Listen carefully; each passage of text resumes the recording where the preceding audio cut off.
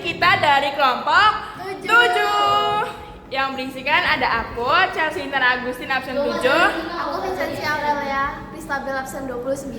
Aku Rizky Hereseren Saragi absen 25. Aku Kenneth Aaron Juliantoro absen 16. Jadi kita mau bahas tentang apa sih sejarah?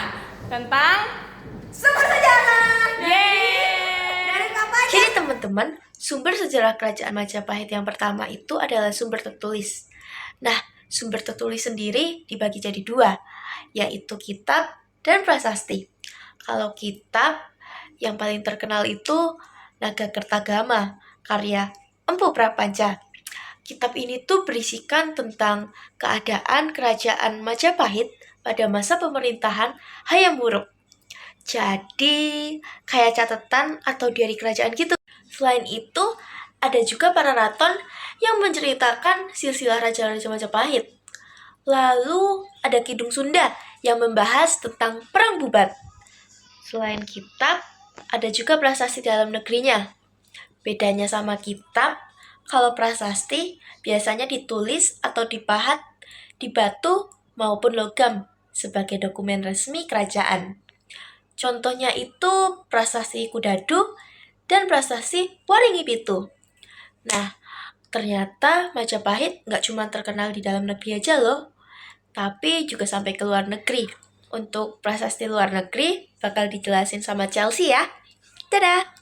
Salah satu sumber paling legendaris adalah catatan Tiongkok dari Ma Huan, seorang penerjemah yang ikut dalam ekspedisi Laksamana Cheng Ho. Dalam bukunya Yin Yang Seihan, Ma Huan menulis dengan sangat detail. Dia cerita kalau masyarakat Majapahit itu sudah sangat beradab. Mereka sudah mengenal sistem mata uang, cara berpakaian yang rapi, hingga tradisi yang unik. Tapi bukan cuma Tiongkok loh. Nama Majapahit juga harum di mata pedagang Barat dan Arab. Ada catatan dari Odorik da Pardonen, seorang pendeta dari Italia. Dia takjub banget sama istana Raja Majapahit yang katanya dilapisi emas dan perak di bagian dalamnya. Bayangin betapa tajirnya kerajaan kita dulu. Dari catatan-catatan asing ini, kita jadi tahu dua hal besar. Yang pertama, pusat perdagangan global. Majapahit adalah titik temu jalur rempah dunia. Komoditas seperti lada, garam, dan emas kita sangat laku di pasar internasional. Yang kedua, diplomasi hebat. Majapahit menjalin hubungan baik dengan dinasti Ming di Tiongkok, Ayutthaya di Thailand, hingga Champa di Vietnam. Ini bukti kalau pengaruh kita diakui secara global, bukan cuma jago kandang. Nah, kalau misalnya kalian kepo sama bentuk aslinya gimana atau fisiknya deh kalian kepo, coba deh kalian pergi ke tempat yang namanya Trowulan. Kenapa tuh di Trowulan? Ada apa ya?